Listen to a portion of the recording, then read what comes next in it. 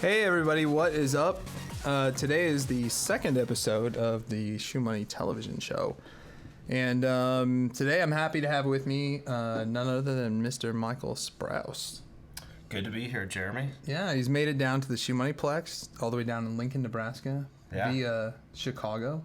Very happy to be here. Everybody in Lincoln is so nice, including you. Thank you. You've been very nice to us so far. Thank you. That'll change. No, it's awesome here. When we first moved here, we called it Pleasantville because everyone here is unbelievably nice, and so I always recommend it to people. Anyway, so Michael Sprouce has been in the internet marketing world and marketing in general most of your career. Yeah, pretty much going on 16 years now. So for those who aren't familiar with Michael, do you want to just talk about your background a little bit? Sure. I am the president and CEO of Sprouse Marketing Group, which is a marketing boutique agency that I just opened up publicly. February 1st was kind of the date that I opened for business. And before that, I spent 5 years as CMO for Epic Media Group. Before that, I spent 5 years as SVP of marketing for Playboy. And before that, I spent 5 years at Danbury Mint, which is a direct mail company. And I guess before that, I played professional tennis for a year and a half. Yeah. And you also, you were like a trainer at Anna Kournikova, right? Or like Sure. A partner or something like that? Sure. Let's go with that. You're like so funny. You're so like modest. No, I did get to brush elbows with Anna occasionally. So good. Did you kick her ass? I don't know. I don't know if she'd want me to say that. Okay. Well I'm sure she's watching. So I'm sure she is too. I'm sure she is. So we've been talking a lot. I mean, you worked for Epic, was a Zoogle Ads, right? And as we've talked about a lot of times, like when me and you have talked, we've seen the CPA space completely change. My phone going off here. In the last. Probably about the last year, I want to say, maybe even a little before that, we've seen, Never Blues, parent company, bankrupt, lost $1 billion. That's a whole different thing. You've seen Kopiak under just so many networks just either gone down, and you've actually seen the networks branch into the agency industry. So even Epic, even my friend. Who has a CPA network in Denver. I don't know if he'd want me to say, but he bought an SEO company, and he's doing really well with that. Right. And it's really interesting to see, that space die. So what's kind of your thoughts on that? Yeah, I mean, I think going back probably, 12 to 18 months, I'd even say, is when things started changing a little bit.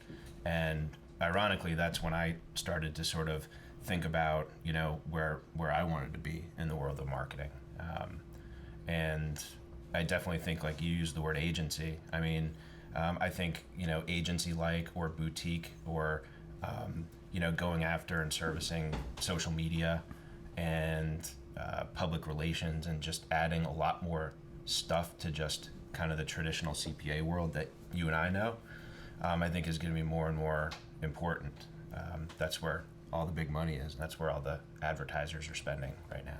Right, and I mean, you still see the CPS world, the ClickBanks, the share of sales, all that stuff, surviving and actually doing really, really well. I took a poll recently, and I need to do the post on that. I emailed a lot of affiliates and people who own affiliate networks and stuff like that, and I said, what do you think about the current state? And a lot of them replied and just said, well, like Littleton share sale is just like, we're still kicking, same as we ever were. In fact, we've got an influx of publishers.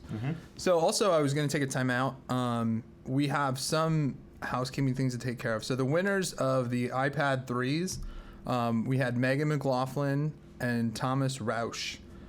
So we've contacted them via Facebook and stuff. And if you want to be eligible to win this week's iPad 3, it's kind of funny. We were just talking about how it doesn't actually say iPad 3 anywhere on here. So for all you know, it could be an iPad first one, right? But it's not. So trust me on that. Yeah. Just trust me. So if you want to be eligible for that, one, we've got to go over 100 concurrent users, and two, you've got to tweet and Facebook the show. And to do that, you will then be entered into the contest. All right? So it's that easy to pick up an iPad 3. So back to the state of internet marketing. We were just talking about a post that was on The Verge, right? And it was called Scam something. Yeah. In that post, they talked about the main thing was they talked about the whole internet marketing world, and I actually got to be friends with a lot of those guys because I kind of got sucked into that because they really saw me as fresh meat because those guys have this whole recycled thing where they all promote each other's stuff, and now all of a sudden they wanted to bring my people into their ecosystem, and I was kind of like I don't want to say sucked into it, but whatever. I got into it, and I sold the Shoemoney system product, and all of them promoted it. Then I promoted their stuff, and I started to realize like, wow, they're actually scraping my best people, and some of them were doing things that I definitely would approve of, which is selling the people who bought their thing, for $2,000, then selling them to a boiler room floor who was selling them like $20,000, $30,000 coaching packages. So I was kind of sad to see on the actual post, there's only one guy included in there that I know is selling his buyers. The rest of them, like Andy Jenkins and Kern, Jeff Walker, I don't believe, I can't speak for them. I know I talked to Andy Jenkins about this. He said that he's not and never has sold any of his people to that, and he's got like an A+ rating or whatever with the Better Business Bureau, whatever. So he's, all these guys, they're smart marketers, and I'm sure this is going to trigger some sort of investigation or something. I mean, the post itself, and I wish I could remember the exact title of it, but the post was really in depth. I mean, it scrolls down for it's a good 20-minute read, very in depth. I mean, it was investigative journalism, I think, is probably the best way to put it. It was really pretty well done from that standpoint. I don't know many of the guys or any of the guys actually that were mentioned in that. You know them better than I do, but but it was pretty detailed. Yeah. So how I met them was actually one of my really good friends, John Reese, who is the first guy to make $1 million in 24 hours and really started this whole launch thing, who's actually like been fed up with the industry for probably 2 or 3 years now. I met him, happened to be at a TechCrunch conference, and he really like one of my friends was like, dude, that guy, he promoted my stuff and it sold like $40,000 worth of my vBulletin plugin. You got to meet this guy. So I met him there. We talked, and he said, this was when I came out with auction ads. So I had auction ads, the publishing network, and he thought it was awesome, and he had me do a podcast with him, and then promoted that, and he sent us, I don't know, probably 4,000 or 5,000 publishers. Amazing. So I kept in touch with him, and then he started this thing called Blog Rush and other stuff, and so then anyway, when I started to build my own products, he was like, oh, I can introduce you to this Andy Jenkins guy. And me and Andy, Andy is an Emmy award-winning, he won an Emmy for NFL films, and he was also the lead editor on the Blair Witch Project, which a lot of people may not know. And so another fun fact about Andy is he's done the video work for a lot of these internet marketers.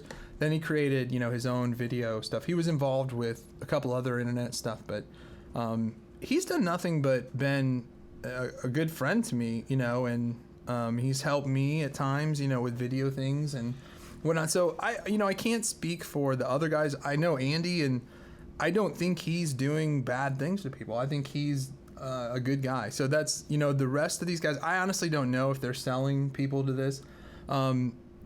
full disclosure, like when we did the Shoemoney system, we had every coaching floor approach us, right, for mentoring. And we had people who wanted like me to be one-on-one, and they were like, we'd pay thousands to do this. So we actually did have a service that did that. Now, we did have legal agreements with them that said you can only charge this much. These are the only services you can sell them. Mm-hmm. And it was very low, right? Because I was like, you are not going to rip off people. Like, I want the Shoemoney system to grow my brand. Right. I don't want it to destroy it. Right. So, I'm not going to, I want to be in this business for a long time. I'm not about to ruin my career. So you bring up a great topic there in reputation management and managing your brand, and how important that is, but also how tough it is now versus 5-10 years ago. Right. And you were just talking about earlier surfing Wicked Fire, right. and that's a forum, that for those who don't know, in affiliate marketing, it's a force. Yeah, in, absolutely. In the affiliate world, and so people's reputation on there can get interesting. I know that I'm very well loved there, and nothing but great stuff about me in there. So much love to those guys, right? So, but anyway, let's get back to reputation. So I know that's part of your business. Yeah. And you manage, and just so people know, most people watching this, Sprouse manages very, very high-end clients. So we're not really here pitching anyone, because, unless you're, what do you cater to? Like Fortune? We do some work for small and medium-sized businesses, but most of it is, companies and businesses that are, over 10 million in sales a year and upwards of that. So. Right. So from that perspective, reputation management, SEO, what's their kind of take? It's interesting because you've got PR/reputation management, so that's like one thing for purposes of this. But then you've got SEO and you've got social media, and everybody I talk to, all the clients, every advertiser, every business I work with talks about, like, one, how do I get higher in search? Two, how do I manage my brand? And then that dovetails with SEO, right? Because and social media, because if somebody starts saying bad stuff about your business on Twitter, or Facebook, or whatever, then that shows up, search results number 1 and 2 in Google. And so people are starting to realize that, like, all three of those things are actually interconnected. And it's not just, you can't just think about like SEO just for purposes of like ranking high in search for certain terms. You have to like think about, my brand is, could be dragged through the mud on social media, or it could boost my sales 10 times because I get good things said about my business. Right. So that was an interesting thing you said about Twitter, because I found that Twitter, I've made posts about, I feel Twitter's dead to me. I only use it to either I get paid to place ads, or I promote my blog. That's it. And I've said to people, like, if you follow me on Twitter, you must like ads or keeping up with my blog, and which is cool, because I get like, $500 a tweet, upwards from that. So, but you said something really interesting about Twitter, which is complaints, and negativity. And you see people like, I'm trying to think of, like, Comcast was one of the first ones. It was like Comcast cares, right? Yeah. But it seemed to me like it just allowed people to bitch. Totally. So how do you, when a brand says, help us, you just opened us up to this, now what do we do? Or you're probably coming in after. I'm coming in probably before that, because they might not even have, like, they might even barely know what Twitter is, kind of, so we're probably before that. But I think about, do you remember, I think it was last year or the year before, that day, that JetBlue flight that was on the ground for like 12 hours, and they were like the first major brand, I think, to like really embrace Twitter as like a customer service thing. And that's exactly what happened. People, like, passengers were just on the plane going like, it's hour 9, I haven't gotten any food, the bathrooms are all, and they look terrible from that. So for us, I always recommend, like, Twitter is probably not for every business out there. Like, it sounds great, and social media and all this other stuff, like, fantastic, but not every business kind of fits well with Twitter, right? It takes management too. I think like the airline industry, the cable industry, they have problems, they have outages, and those are horrible ideas to start a Twitter account. Now, adversely, like one of the companies we work very close with, Blue, the electronic cigarette company, their president, Jason Healy, manages their Twitter account. Yep. And I gotta say, everything's positive. That probably works, yeah. You know, like, and I think that people who probably sell a hard product do pretty well on Twitter. I would guess, yeah, especially, you know, if people are on there on Yelp and stuff, like doing reviews that are positive in general, and then Twitter is just kind of an extension of everything else that's happening out there on other websites. And I'm sure in his case he's doing great. You know, you've got the CEO of the company out there, you know, publicly, and I think that's a good, you know, probably a great thing for him. But for some of these large brands and businesses, it's just you can't control it. Right. You can't control your brand or your message, and then the question is, should you try? And in some cases, yes. In some cases, no. Yeah, I'm a big fan of telling a story about your brand, and if people see it, you know, on a T-shirt or something, and somebody points to it, there's something that they need to say. Like if somebody sees a Shoe Money logo on their shirt, you know, I want people to say, like, you know, that's the guy who opened my eyes to internet marketing, or that's the guy who, you know, did that, and he did it all for free, you know, or I brought a product for $49 or $197, and it was better than these $2,000 products, you know, that were bullshit. So, you know, that's kind of the story that I want people to say, is that he made an impact on my life, you know, and so that's why I actually, speaking of that, here comes a plug. I just put out the local internet marketing blueprint, which actually talks about local people we've worked with and case studies, and I actually walk people through exactly, and I've put it on there. If you use code, I think it's Shoemoney blog, just go to my shoemoney.com blog. So this week it's $49, you know, and there was one guy commented on there that he had paid Mike Koenig put out a like internet local stomping thing, and it was like $5,000, and he said, you know, that he had purchased that, and it didn't have, the problem he ran into was this guy who bought that thing was like, okay, this thing's great, like it gives me all these tools to dominate and stuff, but I can't get clients, you know. And so that was one of the main focal points of when I made the local internet marketing blueprint. It's on Udemy, by the way, which I love that platform. Yeah. Maybe we can talk about that later.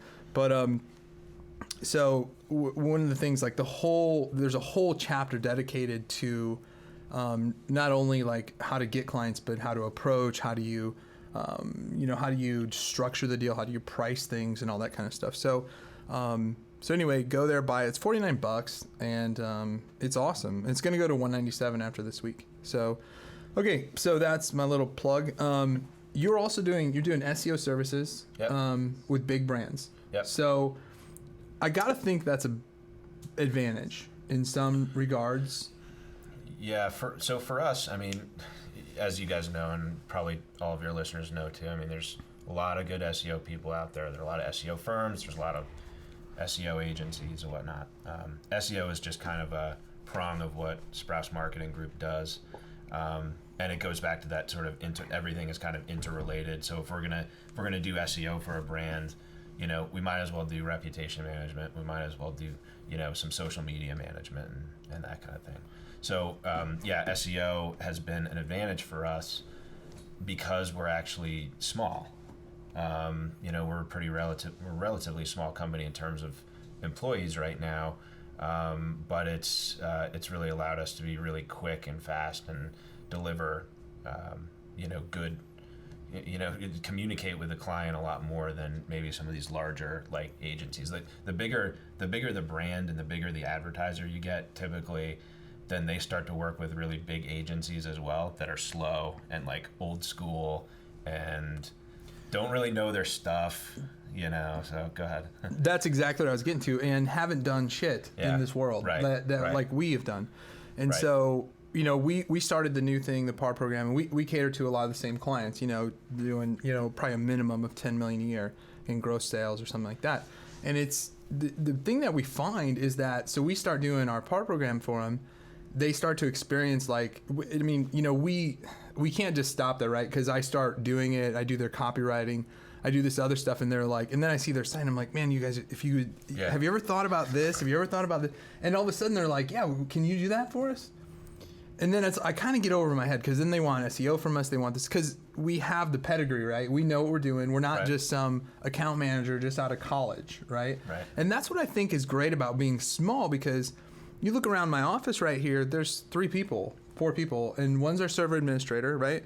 One's our financial person. We have an operations person and me, and so we're servicing, I think we've got 4 or 5 now, really high-end companies that we're servicing with only us. And, and we're doing probably, all of them say, we're doing 50 times better than the big ass, P&G or whoever they were using before. Right. And it's, I think it's just really, I can't believe what some companies charge, especially the agencies, for this stuff. I was talking to a girl today, and she's actually one of the biggest authorities in SEO, and her and this company she works for. And it was funny because her brother had started a website and got an SEO company, and so she's like critiquing everything they say. They have no idea who she is, right? And so it was just funny to see like this agency who's charging a ton didn't know what the hell they're talking about. So I think that's really interesting, and it's really hard because people come to us and then they want us to do their SEO, they want us to do their affiliate marketing, manage that program for them. Some of it we do, some of it we kick to like you know, because it just, I don't want to do SEO. I don't want to do reputation management. It's just not, I have a small team. I want to focus either on the affiliate side. So we've managed affiliate programs for these companies. And, obviously with my background in affiliate marketing, we're doing a lot better than a lot of people would. And, also, on the actual PAR program, what we do itself, we've had tons of success. I know how to copyright for sales, obviously. And, we deliver a quality of service that for much cheaper than, what these companies are paying. The other interesting thing, too, is that, I don't know if I mentioned this before, but we're Chicago-based, so we're pretty close here in the Midwest to Nebraska. And I've definitely seen so far, not just with businesses that are based sort of between the coasts, but even with businesses in like New York or LA or San Francisco, used to dealing with like these really high-priced shops for, name the service, right? But high-priced shops for a given service. It's like a breath of fresh air when you have conversations with them, from the Midwest, because they're like, oh, Chicago, they know what SEO is, and it's like, of course, but it's a lot of the hype and a lot of the buzz goes out on the left and the right coast. Mm-hmm. So it's a good opportunity for people like us here, Absolutely. I think that my neighbor, for instance, I use them a lot in examples, owns 5 dental practices here in Lincoln, and she, I talked about, I think there's a huge opportunity, and someone out there, you should jump on this. There's a software called Dentrix, which every dentist uses. Like it has like 99% market share. Okay, now here's the interesting thing. It's all like PC driven. Okay, so one, I would have it all web-based and make sure you just do a VPN connection, right? So it's all web-based, and then because that would also allow you to go integrate with like Google Calendar, or not really even, you could do your own calendar. And the best part, dentists have trouble collecting, right? Or people make appointments and don't show up. Somebody can go reserve their spot, put a credit card on file. Okay, it's $20. If you no show, you're going to get charged for that time, right? And I said to her, I said, what do you think about that? Could I charge you, $500 a month? And she was like, well, would it include SEO? And I was like, well, I guess we could do that. And she's like, well, if it did, then I would do it. And I was like, these people don't even know what SEO is. Yeah. And they are, but they know they need it. Absolutely. Yeah. Well, they know Google. Right? Yeah. And they know that when they go and they type in what they see. And that's the best way to explain it to people is, what do you see when you type in, dentist, pediatric dentist. Yeah. The best thing about it is, and their site is like CoddingtonDental.com. And the most interesting thing is I said, okay, what do you want to rank for? Let's get some SEO going here. And they said Lincoln Dentist, right? Of course. Well, they're number one. If you Google here for, Lincoln Dentist or dentist in Lincoln, they're number one. 98% of their traffic comes from people Googling their name, like the doctor's name, or the practice name. So it's either Coddington Dental or, the actual dentist names that work there. So, This is an interesting. Well, I probably shouldn't say this, but I probably shouldn't bring it up. But let's just say, don't if you're working with a medical person, make sure you clear everything with them before you do it. And do not do things like bid on every dentist name, okay, and send it to them. Not saying that I did that or I would ever do that. But let's just say that would cause probably some potentially it could cause some problems for them. So even if you do it without them even knowing anything about it, which in theory, of course. Right. So, but I'm sure it would yield amazing results. If that happened, I'm sure it would. So here's another idea. I've already given you the Dentrix. Well, back to the Dentrix thing, right? So you could actually just integrate. I think just make an add-on software for that because it's a value add to Dentrix, right? And you don't think they would buy you because you're all of a sudden competing with them direct. You can integrate with them, right? How does that spell? Is Dentrix? I think so. Yeah. I'll look it up. So and it runs off a SQL database, right? Yeah. So it's just standard. It's a standard thing, and you could just integrate it right with the website, right with a calendar, and online payments done. If somebody could make that little Dentrix add-on in a box, they're going to promote it. You're going to promote it because it's a value add to them. You can go to dentist trade shows. Boom, boom, boom. Actually, I was going to do this until I came up with the PAR thing, and that thing took off so well. But I think your whole point of like the market is so wide open, right? To add value for people who know what they're doing. Yeah. That it's like shooting fish in a barrel locally. Yeah, I think that's where the best opportunity is, especially for, fairly small like service providers, like you or me or whatever, like pretty small, under 100 employees, let's say. I think there's a great opportunity out there, whether you have the knowledge in the affiliate space.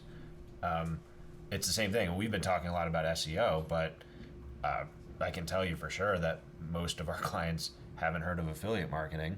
They haven't heard of companies like ShareSale that are really reputable and are really gaining market share. And so the affiliate space is kind of wide open to service some of these local businesses too. That's a huge one. Yeah, and a lot of them, they come to us, whether they're bigger brands or local, and they say, okay, this is great. You've made this thing awesome for me. Can you get me traffic? Yeah. And then it's like, yeah, because, we've been doing AdWords and Facebook and, not only doing it, but, dominating it, and getting things for like super low pricing to where if they were to go out, there's a company that just came to us that was paying like on average, it was something like $2.40 on Facebook. And that's just because they just put up some random image and ran it to their site, and so for them, a conversion to, they were losing money, even on their margins. And we started doing it. We got it down to about 42 cents and we're still tweaking on it. But, anyway, it's amazing when people come to you for one service. Yeah, it goes to others. You deliver them value, especially when you have that. And this is a big thing that you taught me. And it made sense because my Azugo representative always sent me shit on my daughter's birthday, sent her gifts, sent me, just took care of me and always was like my buddy, you know? Yep. She was awesome. Chantel White, shout out. She was amazing. And I really wouldn't have tried any other affiliate network just because I had that relationship with her. And she honestly got me into affiliate marketing too. Because she cold called me and said, just try this, And so anyway, that's one thing I got from you is like when you do offer a service, really take care of them, really do stuff. And think about how you're on the opposite side now with your own clients, right? And all the stuff that, you can do to take care of them. And, it just kind of goes around. It's in a cycle. Yeah. So we have our guest for today who's going to come on and talk about mobile marketing. He recently was a speaker at the Elite Retreat. But before we get to that, do you use HostGator at all? No. You don't? No. Well, if you were to try and use code Shoemoney, you would get your first month for a penny. Really? Yeah. Isn't that crazy? That's pretty cool. That's like, what? That's pretty cool. It's a crazy idea. All right. So, HostGator is a sponsor of the show. So, nice. if you go to HostGator and use code Shoemoney, all right. Eventually, we're going to have somebody on who actually uses them. I have all of my servers there now. Okay. So, they're comped, but it's great branding though because now I'm like, oh, okay, I'll get that. Yeah. A penny for the first month. A penny for the first month. A penny. You can go outside and hit up a bum for a penny. Okay. So, without further ado, let's get to our guest with this Toren Ajk. I always screw up his last name because it's AJK is his last name, and I think it's just something like that. So We're getting him on Skype. Okay, so we're getting him on Skype, and again, if you tweet out or Facebook out the show, and we get up to 100 users during the show, concurrently watching. I mean, the show will get viewed shit tons over time, but it's like trying to get people. Maybe it's the time frame or something like that. Okay, Toren, are you there? Hey, Jeremy, can you hear me? I can hear you.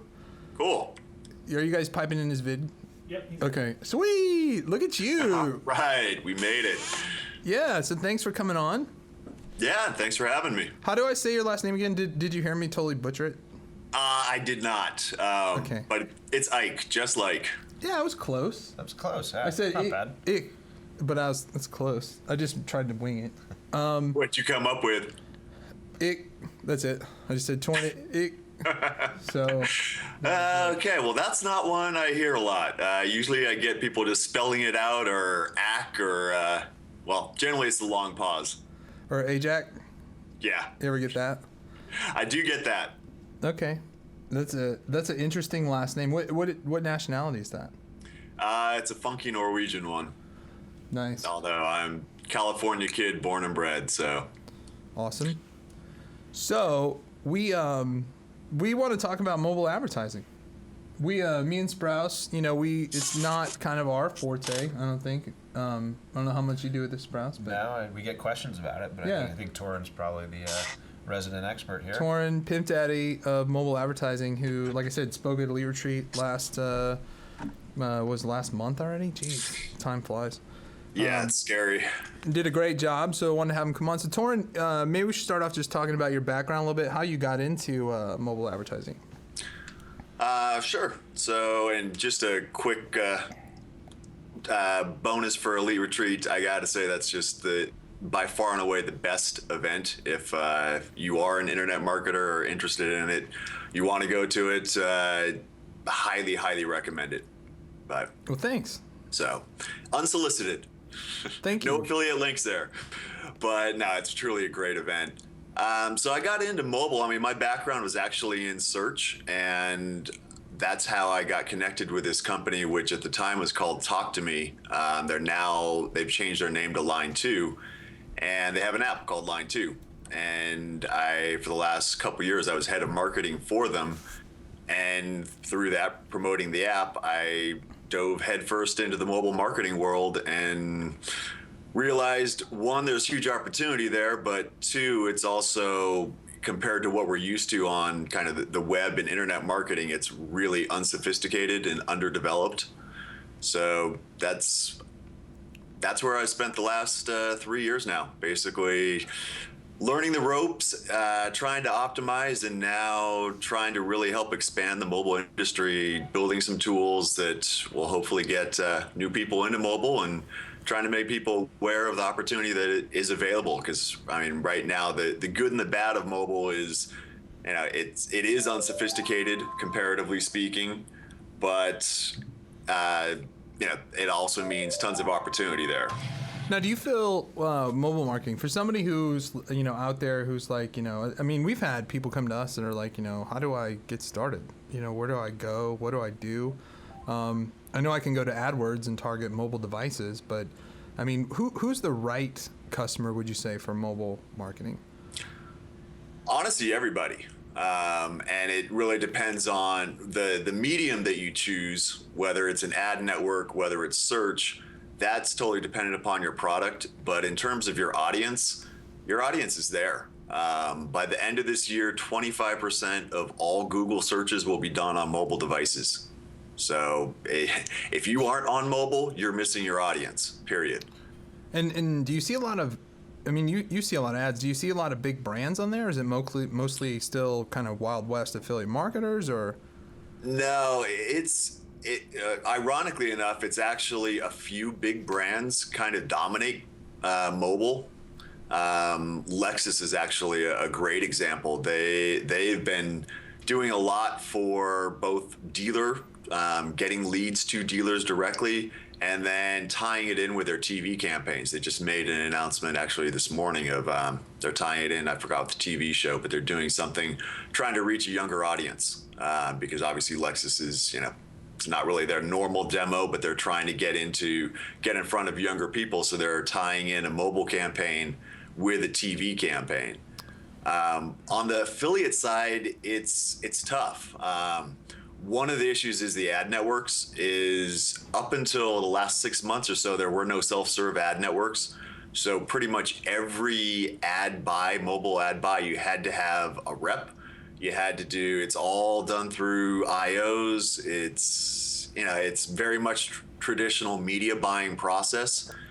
In the last 6 months, things have changed a bit. AdMob now is self-serve, which is good and bad. AdMob is... Is that the Apple-owned one? No, AdMob's owned by Google. Google bought them out a couple years ago for $750 million. Not bad. And AdMob, Apple's is called iAd. Okay, of course. But both of them, honestly, for the vast majority of people, they're both bad choices, although those are the two biggest ad networks out there. AdMob pretty much... They have, imagine Google's customer service, and it's about 10 times worse than standard Google customer service. Wow. AdMob is seriously a pain to work with, but they have the most ad impressions. So where do you recommend again? Well, if you're an affiliate, Tapit is a smaller network, but they're actually were started by a couple of affiliate guys, Jason and Giancarlo. They understand it, they get it, and they have a new self-serve platform. It is in beta right now, or you need an invite. But if you get in there, if you're an affiliate, that's probably your best shot. But there are a lot of other ad networks out there. I mean, that's the thing on mobile is literally there's ad networks popping up every day. I talked to one advertiser the other day. They're advertising literally on 25 different ad networks. So there's tons of choices out there. And do you see, I mean, at some point, them creating an exchange as what you see with like, who has the current exchange? Like ValueClick or something like that like everyone's a part of, and you can run just... We used to be like the Right Media Exchange. That's what it is. Yeah. So that's actually starting to emerge, but it's kind of a bastardized version of it. So the traditional exchange model, which is just taken off on the display side, we call the RTB market, and you have what's called SSPs, which are your sell side. And then you have DSPs, which is your demand side. And as an advertiser, you can go through a DSP and you can buy real-time, or it's an auction, but you can buy in real-time ad impressions on display. On the mobile side, there are a few SSPs that have emerged. The biggest in the US is Nexage. MoPub is really making a lot of progress there. But from an advertiser perspective, trying to get into that market, you can't really tap into it. The people who are buying on the exchange are the ad networks, which also presents issues as an advertiser of you can end up bidding against yourself, because if you're running on multiple ad networks, those ad networks are bidding against each other to try and get that impression.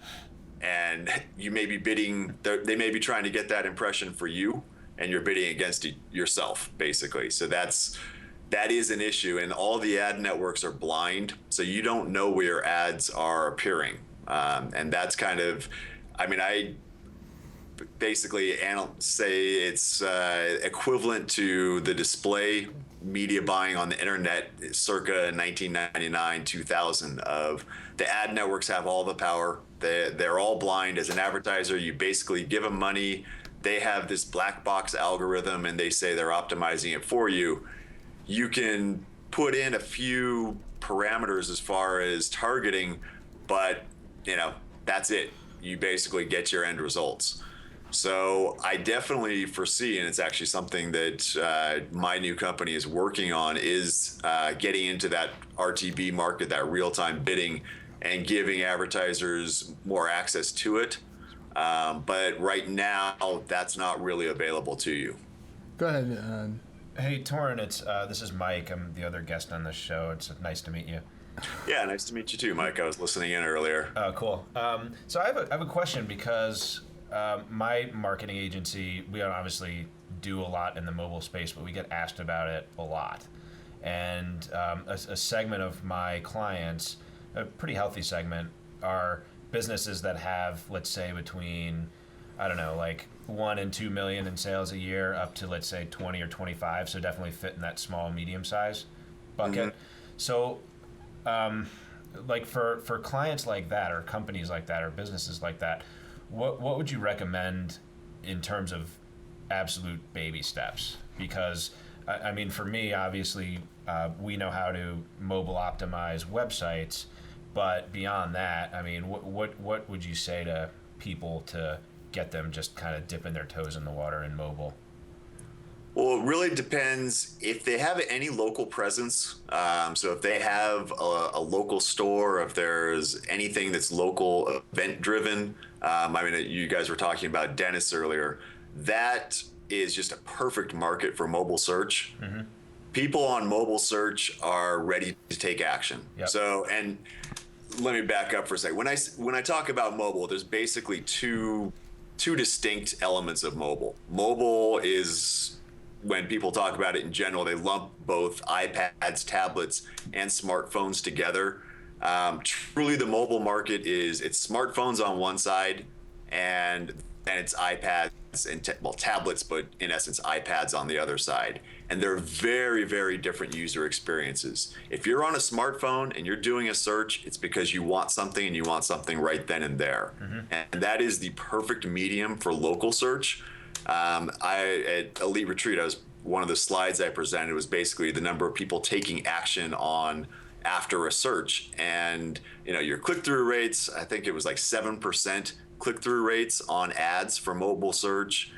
People who took action after that, like 37% of the people took a secondary action after that, which basically was either calling the business or looking for a map, were the two primary secondary actions. So these are people, if you're on your smartphone and you're doing a search, you want to do something right then and there. Yep. So if they have a local presence, the first and foremost, I would say put a call to action for placing a phone call. Yep. I mean, that's what people are doing on their smartphone. They want to call you. Secondary call to action is definitely directions. And make sure your ad or your landing page mentions that, if there's a mobile coupon, if there's something that even in the ad copy, mobile friendly site, that is going to increase your click-through rate because most people don't. And, obviously if you have a standard landing page that has a huge form and you're on a smartphone, there's no way in hell you're going to fill it out. But if it's an email submit or you're collecting someone's cell phone, or the best one is definitely a click to call action, you're going to get that call. People will take that action, or they're going to click on the directions to your store. That's interesting. I mean, you actually answered about three of the, as you were talking, I was writing down questions that we were getting, or actually I had. And the one was, actually the landing page. Do you want to take them to, this is going to be kind of a two-parter, is one, do you want to take them to a separate page, which I think I know the answer to. And two, actually maybe it's a three-parter. Two is like on that page, I mean, obviously, do you want to, I think the less fields you put in there, the less submit fields, the more likely I just don't see myself ever pulling out a credit card and purchasing. But if somebody was if it was for, say, optimized for, thanks for coming to our mobile site, come back, when you're on it or whatever, and get 20% off, enter your email, I think I'm way more likelier to purchase from that person at a later time. And so basically, you're right. 3-part question. One, absolutely, you have to have mobile optimized landing pages. And in addition to that, you have to know mobile optimized for a smartphone versus mobile optimized for an iPad or a tablet. iPad, tablet, people will buy. I've seen conversion rates for e-commerce on iPads of 10%. It's just insane. And part of it is, one, obviously it's a lot easier to fill out. People do actually conduct business on their iPads, but also you got to think of your iPad audience. They've got more disposable income. So would you recommend, are you saying then that iPad users are okay to send to the same page as you would send desktop users? You could. I would still recommend making an iPad version of that landing page.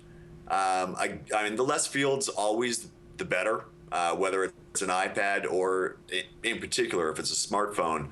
But I mean, can you have a full checkout process, a full e-commerce on an iPad experience? Absolutely. The flip side is on a smartphone, although some people, a surprisingly high number of people actually do pull out their credit cards on smartphones, they've got to be really motivated. You're much better off doing very short lead gen, or as I said, your call to action is click to call or click for directions, or submit your email, submit your phone number. One thing that people don't think about is, all right, you have an app, take them to a landing page that they may be doing a broad search, but hey, download the app here. And now they've got you in the funnel. Obviously, they've got your information if you open the app, and people will do e-commerce over an app because they're saving their information there. Okay, you want to make much easier. Let's talk like really, because I think myself included. I want to start tomorrow, right? And I've got a Lincoln dentist. So step one would be to go to Tapit, and is that tap.it or just tapit.com or? It's tapit.com. Okay. And then I go in there and they've got a self-serve network. Is that right? Yep. And so I would set up my just ad copy like Google, or do I need images? You can have, let's see, Tapit I don't believe has text ads. I think they're just images. Okay. The different ad networks, some of them offer what's called text and tile, which is basically a Google ad, although it's much shorter, and you have a little tile to try and grab someone's attention. Which is actually important, the tile image. Others are, so typical mobile banner sizes are either 300 by 50 is the most common, 300 by 250 in my experience is the most effective. And if you're on an iPad, then you actually have the 728 by 90, and that's very effective on an iPad. Okay, so then do those ads, are they popovers, I'm guessing, or? The 300 by 250 is going to take over your screen. So beautiful.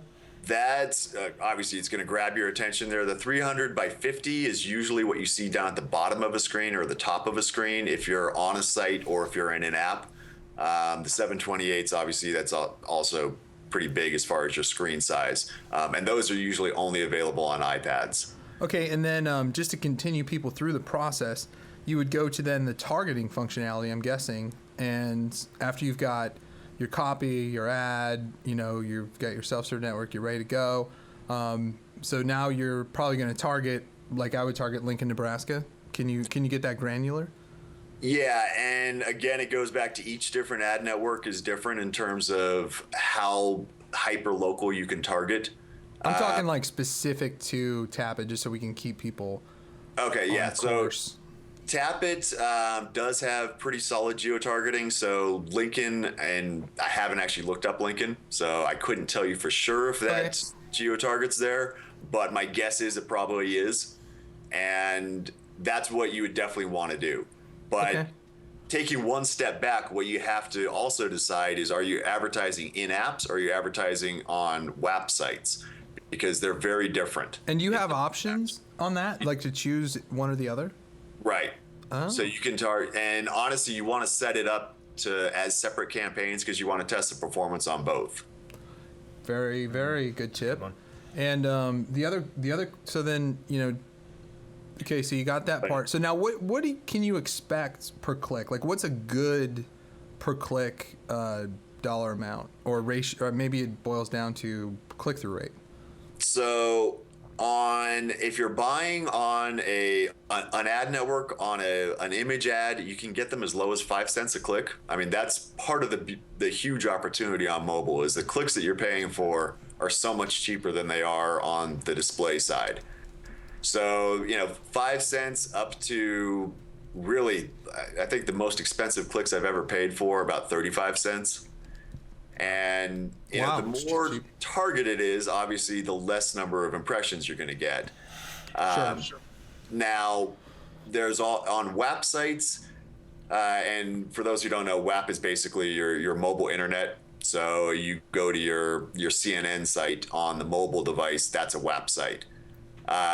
Most of them are sold on a CPM basis. Occasionally, some ad networks will offer them on a CPC basis, but the preference is definitely to sell it on a CPM. Yeah, I mean, within apps. Yeah, even the CPCs, they back out to a CPM anyway, so Yeah, well and that's how they bid it. Yeah. When you're bidding on an exchange, it's actually on a CPM basis, on a per individual impression. And for those, just quickly, CPM means cost per thousand. Impressions. Yeah, sorry. Yep. So, but going back to your dentist example, because you want to get specifics here. If you wanted to start that, instead of going to an ad network, I would actually start first with Google and Bing on the search side. And because you're going to get basically the clicks are, you get almost twice the click-through rate and about half the price as far as a search. And obviously those are very targeted. I would definitely augment that with going to like a Tapit or a Mobile Theory or one of the other ad networks out there. But I would definitely get started if you're completely beginning out. Search is always a great place to start. Toren, do you ever use Udemy? Yeah. So you should throw together like a little walkthrough, like step 1, step 2, just to get. I mean, because I think like myself, everything you just said, like I had no, where the shit do I start? Yeah. I mean, like people come to me, but I have no idea. If you throw together something, either give it away for free or price it.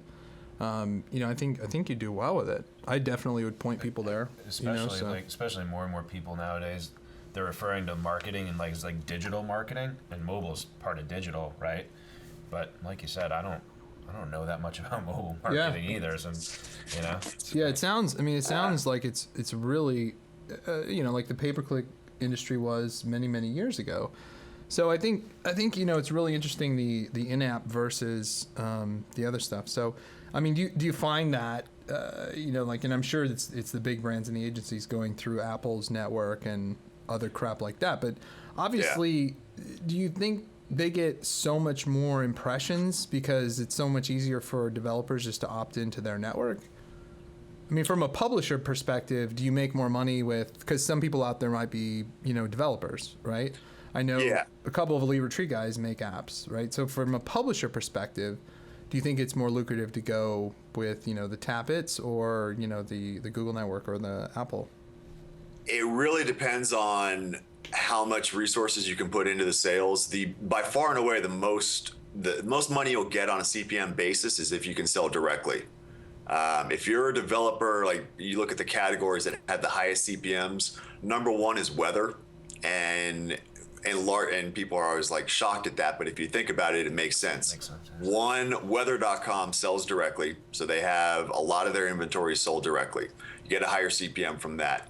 If you're doing a search on weather, you've got an idea of where that person is by their GPS. If they're local, you can start serving very targeted local ads. If they're searching for weather and they're in another city, you can start serving travel ads to them. Those are both high CPM categories. So, now granted, there's only a few weather.coms or equivalent of that. Pandora is another example of a site that sells a lot of their inventory directly. But if you're just a normal developer and you're trying to figure out how to maximize your revenue, and you want to go the advertising route, you've got a couple of options. You can sell to one of the SSPs, and again, the big ones in the U.S. are Nexage and MoPub. Their job is basically to get you the highest CPM they can for your inventory. And like MoPub will actually let you sell direct and sell into their exchange and actually sell directly to ad networks.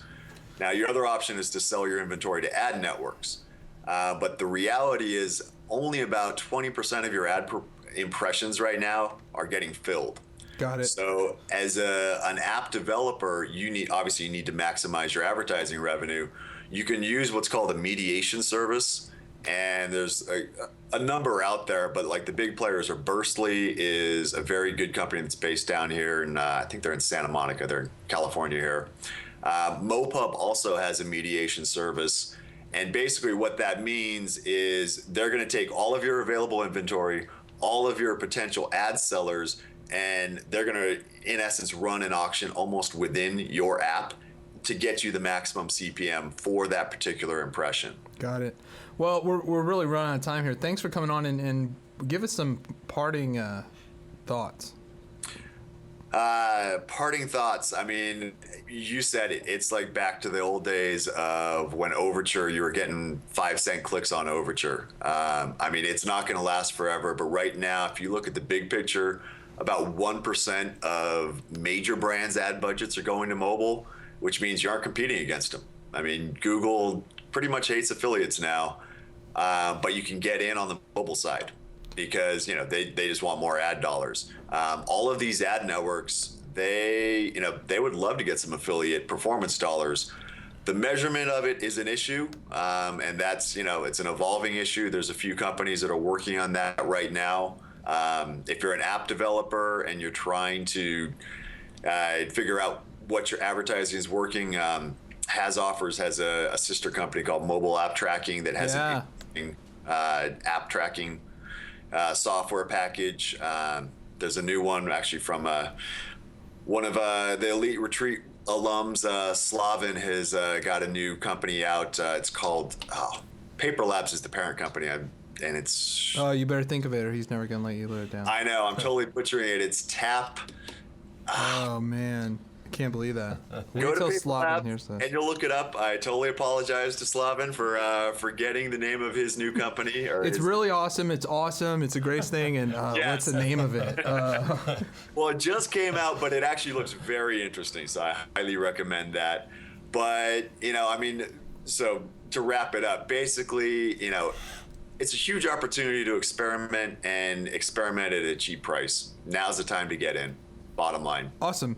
All right. Well, thanks, Toren, for coming on. I really appreciate it. I know it was kind of a last-minute thing because we had these local jerk-offs, Herdat guys who were doing social media stuff, and they're really bastards because they left me hanging. So I told them I was going to torch them. And what they do is they manage athletes' Twitter and Facebook accounts for them, and they really overcharge a lot. So I mean, they've got a lot of great competitors that I'd really consider looking at before I'd go with them. So yeah. And yes, a secondary parting thought: don't screw with Shoemoney.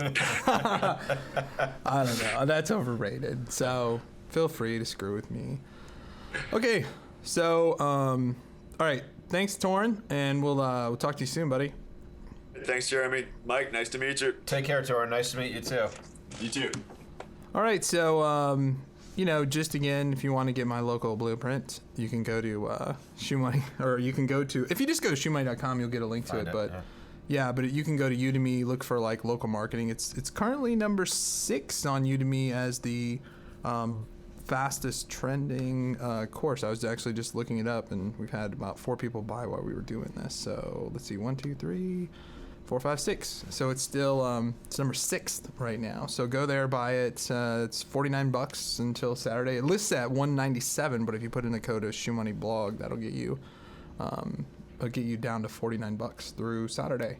And I gotta say, like, the Udemy platform, and we've only got like 2 minutes left, but I do want to plug it a little bit.